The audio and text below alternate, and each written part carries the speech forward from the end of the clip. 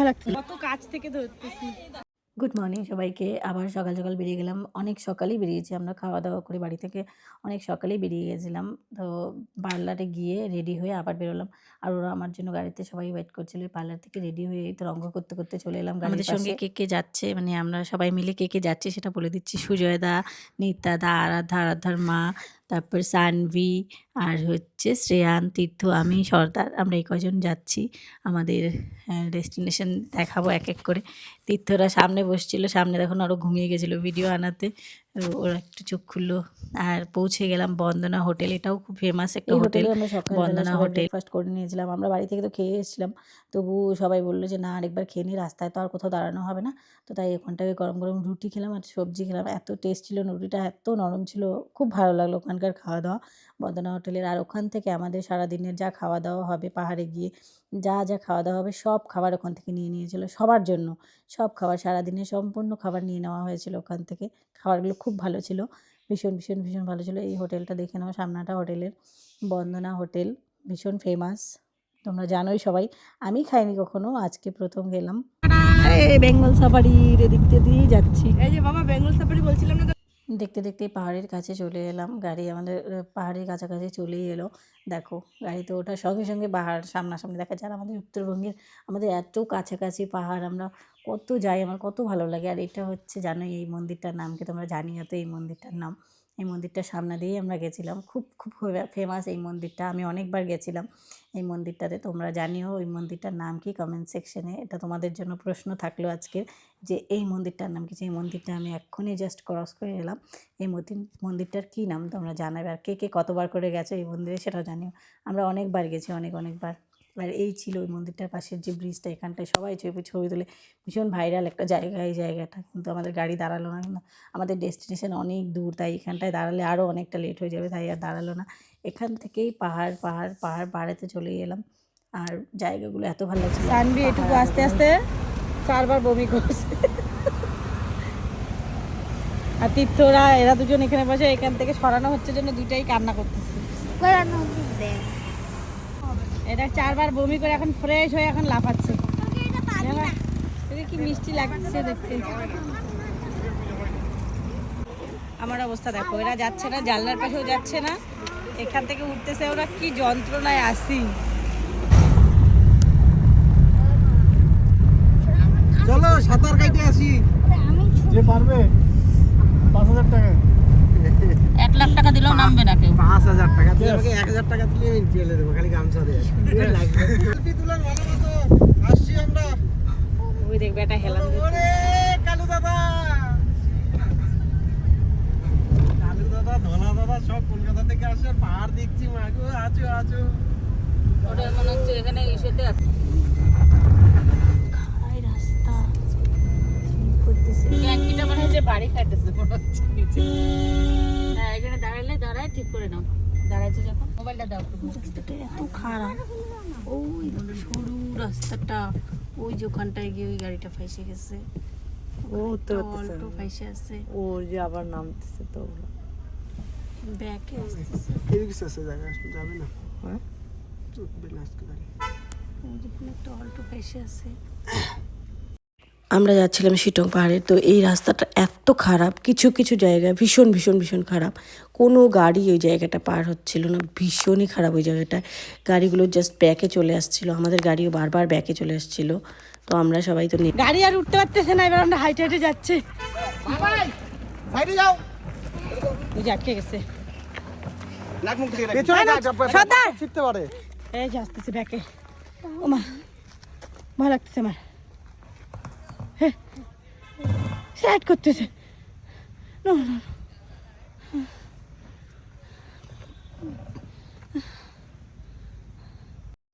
আমরা তো কয়েকজন গাড়ি থেকে নেমে গেছিলাম। আর গাড়িতে ছিল সানভির মা আর আরাধ্যার মা, এই 4 জন ওরা গাড়িতে ছিল। আমরা নেমে গেছিলাম, গাড়ির পেছন দিকটা একটু ভারী হয়ে গেছিলো, আর কোনো গাড়ি ওদিকটা দিয়ে উঠতে পারছিল না। পাহাড়টা এত খাড়া, শিটং পাহাড় ভীষণ খাড়া, কোনো গাড়ি যেতে পারছিল না। আর ওইখানটায় অনেকগুলো গাড়ি ব্যাকে এসে আবার গেল, অনেক কষ্ট করে ওই জায়গাটা পার হয়েছে। তো আমাদের গাড়িও এই অবস্থা, ভীষণ ভয় লাগছিল, কারণ সানভির মা আর আরাধ্যার মা, 2 জন 4 জন ওরা গাড়ি থেকে নামেনি। আমরা সবাই তো ঘরের নেমে রাস্তা দিয়ে গেছিলাম, গাড়ি হেঁটে হেঁটে উঠতে উপরে পারতেছে উঠছিলাম, না। আর অবস্থা তো এজন্য ভীষণ আমরা খারাপ, হেঁটে আওয়াজ শুনে যাচ্ছি। বুঝতেই পেরেছো, নিঃশ্বাস নিতে পারছিলাম না, এত বাজে অবস্থা। এই যে দেখো, হিলের কথা মনে পড়ছে। দেখো সবাই, ওদের জুম করে দেখো। গাড়ি তো নিচে যাচ্ছে গা। ওই দেখো গাড়ি উঠতে পারতেছে না। যে স্কুটিতে যাচ্ছে ওইটা ওইটা আসলে আমাদের গাড়ি, ওই পাশের গাড়িটা। না বাবু, ওটা লাগা রাখো, ধুলা আছে বাবা। তুলা হইলেই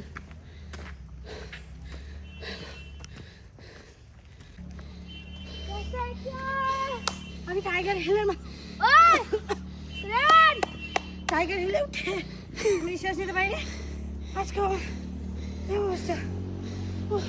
এতটা খাড়াই পাহাড় উঠে আমি আর নিঃশ্বাস নিতে পারছিলাম না, আমি তো পারছিলাম না, সর্দারও নিঃশ্বাস নিতে পারছিল না, দাদা ওরাও ওই দিকটা ওয়েট করছিল, কারণ ওদের গাড়ি এখনও ফেসে আছে, ওখানটা উঠছিল না। তো গাড়িটা অনেকটা উঠে তারপর ওই দিকটায় গিয়ে দাঁড়িয়েছিল। নদী না রাস্তাটা, নদীটা, তিস্তা নদীটা, রাস্তাটা তিস্তা নদী রে বাবা, তিস্তা নদী। জল নাকি এগুলা? হ্যাঁ, ওই যে দাদা ওরা হাঁটে হাঁটে কোথায় চলে গেছে তীর্থ আর দাদা, এদিকে আমি মাঝখানে, আর এই দাদার অবস্থাও খারাপ। সেলফি তুলতেছ? তোমরা যারা এই শীতে বা জানুয়ারিতে তোমরা যারা শিটং যেতে চাইছো, তোমরা অবশ্যই যেতে পারো। শিটংয়ে এখনও অনেক অনেক অরেঞ্জ আছে, তোমরা যাও, এই মাসটা গোটাটাই হয়তো থাকবে, পাক্কা অরেঞ্জগুলো তোমরা দেখতেই পাবে। আর তোমরা যারা যাবে তোমাদের আগেই আমি সতর্ক করে দিচ্ছি, আমরা গেছিলাম আর্টিকাতে করে, আর্টিকা তারপর মারুতি, এগুলো কোনো কিছুই ওই উপরটাতে সহজভাবে যাচ্ছে না, তোমরা দেখে গাড়ি নিয়ে, সাবধানে গাড়ি দেখে বুঝে গাড়ি নিয়ে যাবে। সো আমরা যে গাড়ি নিয়ে গেছিলাম ভুল হয়ে গেছে আমাদের নেওয়াটা, আর্টিকাটা খুব চাপ হয়ে যায় ওখানটায় উঠতে, এত খাড়াই পাহাড়, এত খাড়াই পাহাড়, দেখো জাস্ট মানে কি বলবো। তোমরা যে গাড়ি নিয়ে যাবে একটু বিটটা চেক করে নিয়ে যাবে, আমাদের গাড়ির আমরা বিটটা চেক করে নিই, এটা গাড়িটা এর আগেও আমরা এই গাড়িতে করে গেছিলাম অনেক জায়গায় ঘুরতে, কিন্তু গাড়ি ঠিকই ছিল, কিন্তু এই দেখো পাহাড় কাকে বলে, এত সুন্দর জায়গাটা, দেখার মতো, জাস্ট বলার ভাষা নেই, একদম আকাশের ওপরে আছি আমরা। এই যে একটা কমলা গাছ, সেই কত বছর থেকে ইচ্ছা যে আমি অরেঞ্জ গাছ দেখবো, অরেঞ্জ গাছ থেকে নিজের হাতে পারবো এরকম দেখবো। তো ফাইনালি অরেঞ্জ গার্ডেনে পৌঁছে গেছিলাম, তো সেখানটা এত ভিড় ছিল, এত লোকজন এসছে, এত ভিড়, দেখতেই পাচ্ছ তোমরা কতটা ভিড়। আর ফুল মানে অরেঞ্জগুলোকে মনে হচ্ছিলো যেন গাঁদা ফুলের গাছ, আমাদের এখানটা যেমন গাঁদা ফুলগুলো যেমন ভোলা গাঁদাগুলো যেভাবে থাকে গাছের মধ্যে দেখা যায়, এখানটা সেম ওভাবেই দেখা যাচ্ছে। তো এখানটায় অনেক অনেক বাগান ছিল, আমরা তার মধ্যে একটা বাগানে গেছিলাম, এত নিচ থেকে এত সুন্দর, এত ফলন, এত ভালো লাগছিল যে ছোটোবেলা থেকে যে স্বপ্নটা দেখেছিলাম যে এভাবে আমি অরেঞ্জ থেকে দেখবো বা ধরবো, মানে স্বপ্নটা জাস্ট পূরণ হয়ে গেল, কত বছর থেকে ইচ্ছা ছিল, এবার ফাইনালি সেটা পূরণ। তোমরাও যেতে পারো, আমরা গেছিলাম ডিসেম্বরের লাস্টে, মানে পরশু দিন গেছিলাম, আজকে ভিডিওটা করছি আমি, পরশু দিন গেছিলাম আমরা। তো ডিসেম্বরের 27 তারিখ নাগাদ আমরা গেছিলাম, কিন্তু জানুয়ারির মাঝামাঝি সময় নাকি এটা শেষ হয়ে যায়, কিন্তু না, ওখানকার লোকজন বললো যে না, জানুয়ারির মাঝামাঝি সময় না, তাও 1 মাস থাকবে, জানুয়ারির শেষ সপ্তাহ অবধি থাকবে। তো তোমরা এর মধ্যে গিয়ে ঘুরে আসতে পারো, কিন্তু একটু সাবধানে যাবে। আমাদের যেমন অনেকটাই কষ্ট হয়ে গেছিলো যেতে, ওখানটায় ভীষণই চাপ হয়ে গেছিলো। তো আমাদের পুরো টিম এখানটায় সবাই ছবি টবি তুলছিলাম, ফটো টটো তুলছিলাম, কিন্তু ওই বাগান থেকে ওরা আমাদের অনেকগুলো কমলা দিয়ে দিচ্ছে সবাইকে, ওই যে বাগানের যে ওনার, উনি হচ্ছে আমাদের সবাইকে, বাচ্চাদের আমাদের সবাইকে কমলা দিয়েছে গাছ থেকে তুলে। এই বাগানে কিছু কিছু গাছের গুলো কমলাগুলো একটু টক ছিল, বাট অনেকগুলো গাছের কমলা মিষ্টি ছিল, যেগুলো হচ্ছে একটু পরিপক্ক হয়নি, ওগুলো একটু একটু হালকা হালকা টক টক ছিল, কিন্তু আমরা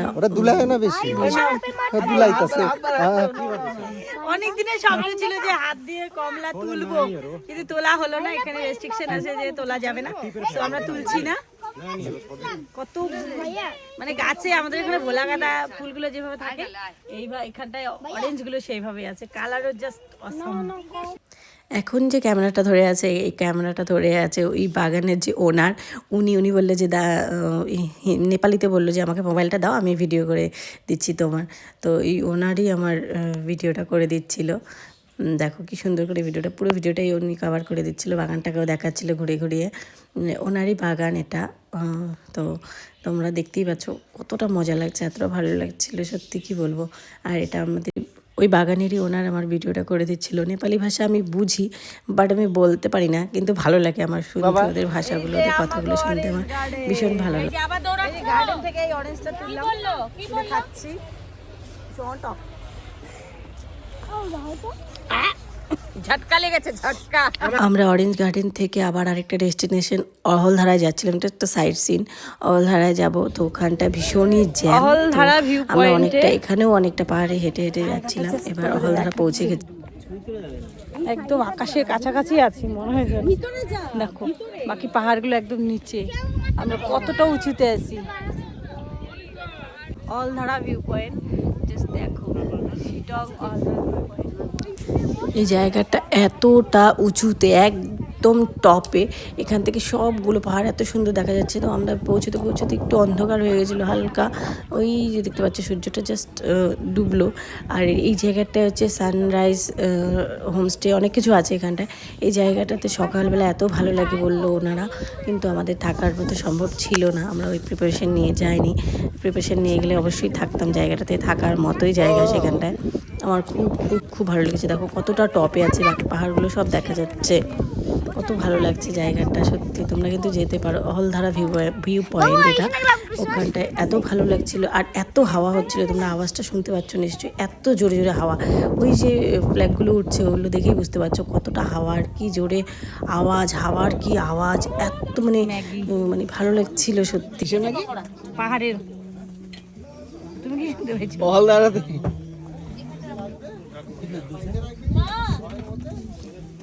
কেমন আছে? ওখানে জুম করে দেখো, দারুণ হবে। পরবর্তী তোমার পেট খারাপ না হলে।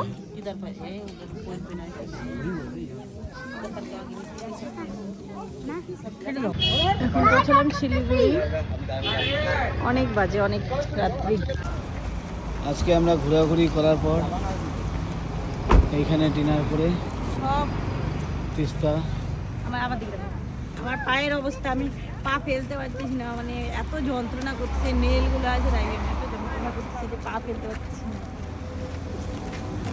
এই যে আমাদের ঘুরিয়া মা এখন ঘুরে করে এসে ওরাও নামলো যে, ওরাও তো বিধ্বস্ত অবস্থা। এই দেখো এক একজনের অবস্থা, এই যে সানবির মা তো পুরো সেভ হয়ে গেছে। খাওয়া হয়ে যাচ্ছে আমাদের, ভাত এখন আসলো। হ্যাঁ দেখেন কি গরম বোধ হয় গো দাদা, একটু চেক করে নিও। পড়বে পড়বে, গরম গরম গরম বললাম না। হ্যাঁ একটু গরম ছিল, এখন চলে গেছে। এগুলো সুজির বৃষ্টি বোধ হয় না?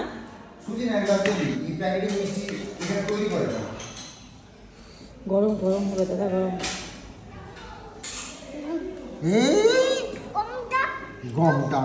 বললাম না গরম হবে। ফুল প্যাকেজ কি করেন? এই যে কমলা হচ্ছে গাছের থেকে তুলে এনে দিছি নে। কমলা গাছের থেকে তুলে আনছো? এখন বাজে 11:30, আমরা বাড়ি পৌঁছালাম, ভূতের মতো অবস্থা হয়েছে। এই যে গাছ থেকে তোলা কমলা, দাদুকেও দিতে যাচ্ছে, রাতে হয়ে গেছে।